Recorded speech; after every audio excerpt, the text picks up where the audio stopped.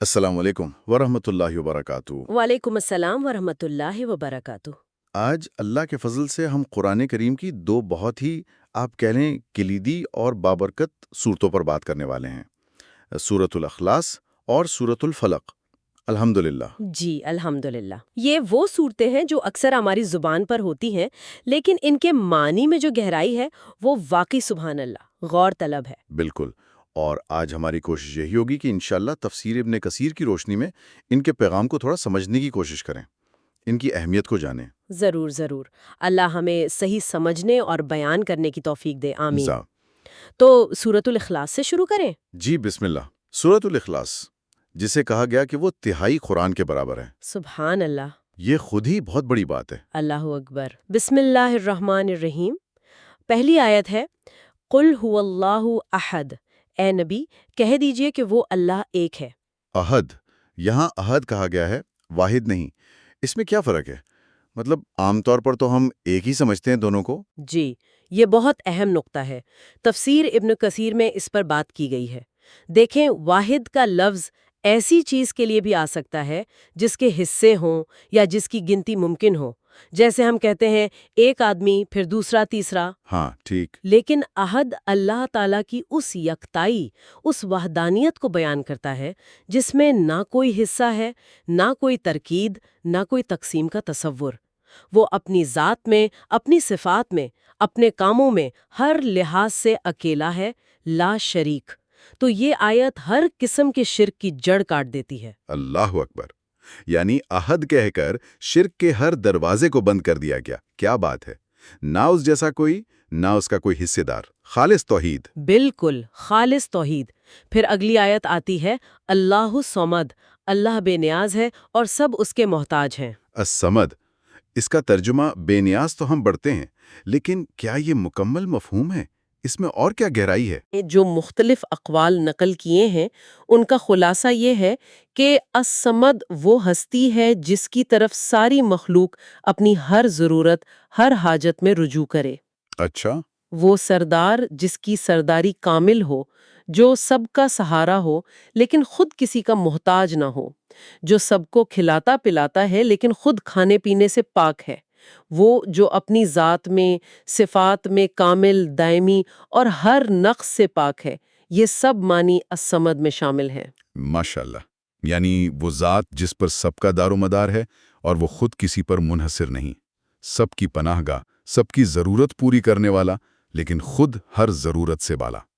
یہ تو اللہ کی عظمت کا ایک بالکل ہی الگ پہلو سامنے لاتا ہے۔ جی بالکل، اور یہی بات اگلی آیت میں اور کھل کر سامنے آتی ہے، لم یلد ولم یولد، نہ اس نے کسی کو جنا اور نہ وہ کسی سے جنا گیا۔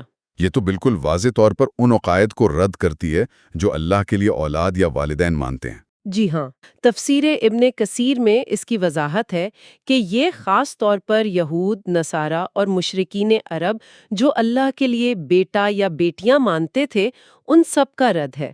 اللہ تعالیٰ والد ہونے یا اولاد ہونے، ان تمام مخلوقاتی رشتوں سے بالکل پاک اور بلند ہے۔ کیونکہ یہ چیزیں تو مخلوق کی نشانیاں ہیں، فنا ہونے کی، محتاج ہونے کی۔ بالکل، جنہ اور جنہ جانا تو حادث ہونے کی علامت ہے، یعنی پہلے نہ ہونا پھر وجود میں آنا۔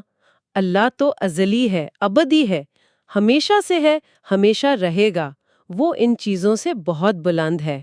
الحمدللہ، یہ اللہ کی شان کے بالکل لائق ہے، اور اسی بات کو مکمل کرتی ہے آخری آیت، وَلَمْ يَكُنْ لَهُ كُفُوًا أَحَدٌ، اور نہ کوئی اس کا ہمسر ہے۔ کفون یعنی برابر، ہم پلہ، مثال، نظیر۔ یہ پہلی آیت عہد کی ہی تاکید ہے، مطلب پوری کائنات میں شروع سے آخر تک کوئی بھی کسی بھی طرح سے اللہ کے برابر یا اس جیسا نہیں ہو سکتا، نہ ذات میں، نہ ذات میں، نہ صفات میں، نہ کاموں میں، نہ اختیارات میں، کسی بھی چیز میں نہیں۔ وہ ہر لحاظ سے یکتا، بے مثال۔ ماشاءاللہ، سورۃ الاخلاص تو واقعی توحید کا ایک مکمل خلاصہ ہے۔ 4 مختصر آیتوں میں اللہ کی وہ پہچان بتا دی گئی جو ایمان کی بنیاد ہے۔ اب سمجھ آیا کہ کیوں اسے تہائی قرآن کہا گیا۔ بلا شبہ یہ عقیدے کو بالکل صاف اور مضبوط کرنے والی صورت ہے۔ اس کو کثرت سے پڑھنا چاہیے، اللہ کی محبت بڑھتی ہے اس سے۔ الحمدللہ، اللہ ہمیں اس کے پیغام کو صحیح معنوں میں سمجھنے اور اپنانے کی توفیق دے۔ آمین۔ اچھا، اب ہم دوسری سورت کی طرف چلتے ہیں، سورت الفلق۔ یہ پناہ مانگنے والی سورت ہے۔ جی، سورۃ الفلق اور سورۃ الناس دونوں کو معوذتین کہتے ہیں، یعنی پناہ مانگنے والی دو سورتیں۔ ان کا ایک پس منظر بھی ہے جو تفسیر ابن کثیر میں آتا ہے۔ اچھا، وہ کیا؟ وہ واقعہ جب نبی کریم صلی اللہ علیہ وسلم پر ایک یہودی لبید بن عاصم نے جادو کیا تھا، تو اس کے اثر سے آپ صلی اللہ علیہ وسلم کچھ بیمار محسوس کرنے لگے۔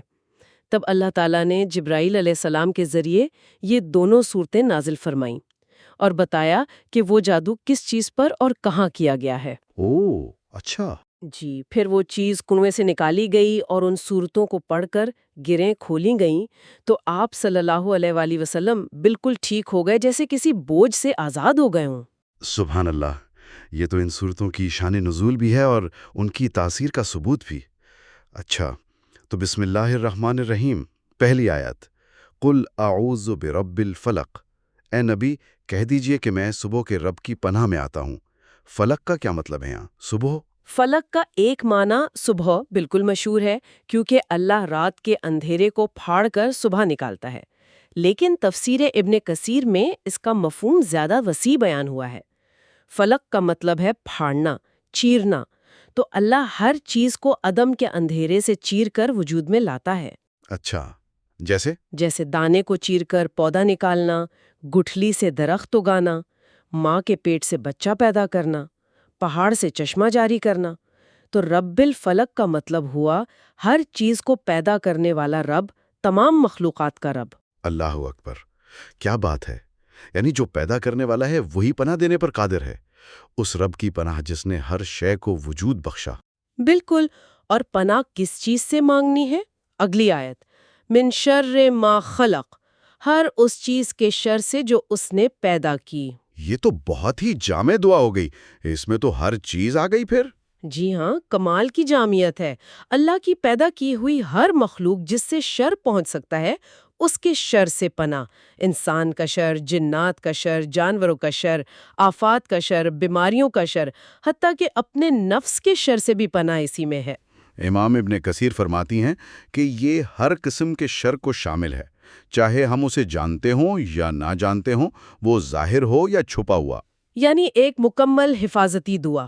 لیکن اس کے بعد کچھ خاص شرور کا بھی ذکر ہے۔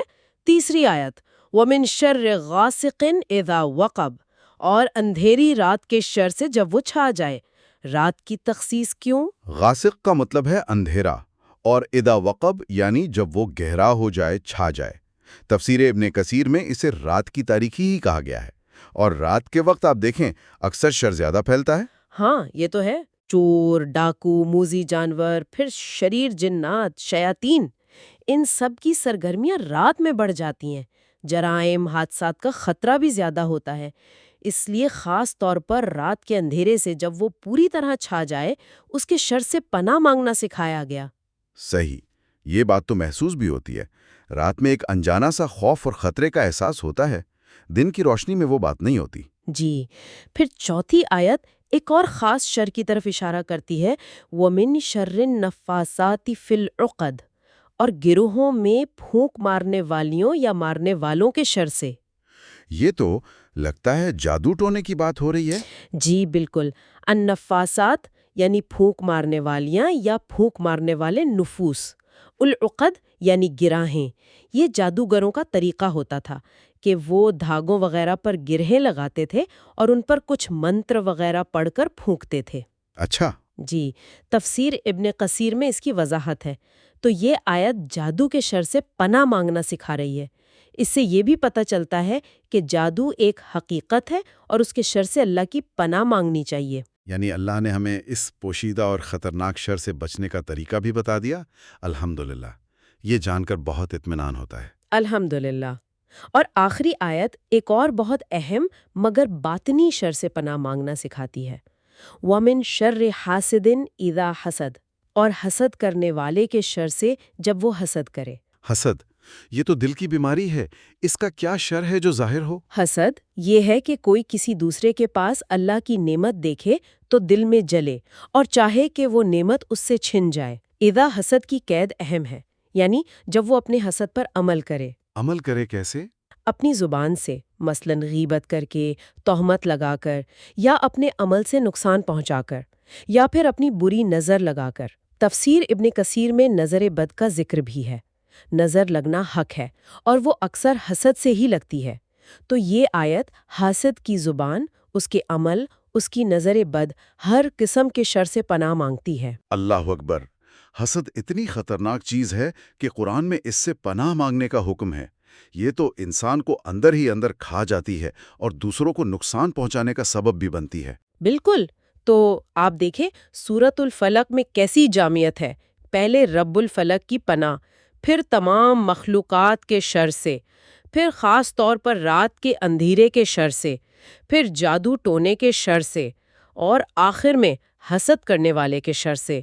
یہ ہر قسم کے ظاہری، باطنی، معلوم نامعلوم شر سے حفاظت کی ایک مکمل دعا ہے۔ الحمدللہ!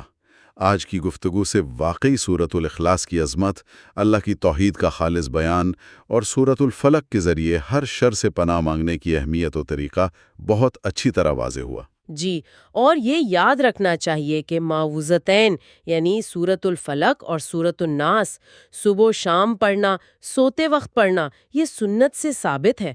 یہ حفاظت کا ایک بہت مضبوط قلعہ ہے۔ اللہ ہمیں ان پر عمل کی توفیق دے۔ آمین۔ آمین۔ سامعین کے لیے بھی ایک بات چھوڑے جاتے ہیں سوچنے کے لیے کہ یہ کتنی عجیب بات ہے کہ اتنی مختصر صورتیں، چند الفاظ پر مشتمل، عقیدے کا اتنا بڑا مضمون یعنی خالص توحید اور حفاظت کا اتنا جامع نظام کیسے اپنے اندر سموئے ہوئے ہیں۔ ان کے الفاظ پر غور کریں تو اللہ کی قدرت اور اس کی پناہ کی وسعت کا اندازہ ہوتا ہے۔ جزاکم اللہ خیرہ، بہت شکریہ۔ امید ہے اس گفتگو سے سب کو فائدہ ہوا ہوگا۔ السلام علیکم ورحمۃ اللہ وبرکاتہ۔ اللہ حافظ۔ وعلیکم السلام ورحمۃ اللہ وبرکاتہ۔ اللہ حافظ۔